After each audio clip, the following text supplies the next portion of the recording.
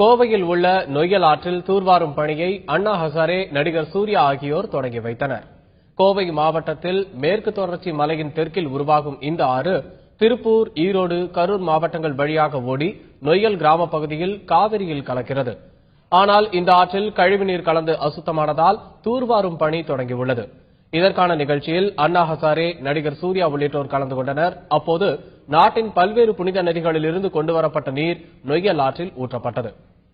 கொங்கு மண்டலத்தில் இருக்கிற அத்தனை பேரும் சேர்ந்து இன்னைக்கு நொய்யலை மறுபடியும் புதுப்பிக்கிறதுக்கான முயற்சி எடுத்திருக்காங்க. மார்ச் 26ஆம் தேதி ரொம்ப முக்கியமான நாள்.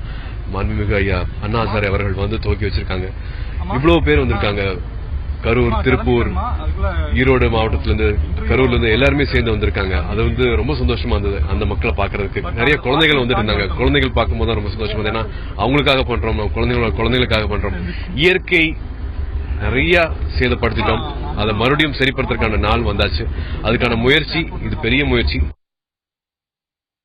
இதற்கிடையே நொய்யலாறு தூர்வாரும் பணி என்பது தனியார் நிறுவனம் ஒன்றின் பணம் சம்பாதிக்கும் நோக்கமே என்று கூறி விவசாயிகள் சிலர் ஆர்ப்பாட்டத்தில் ஈடுபட்டனர்.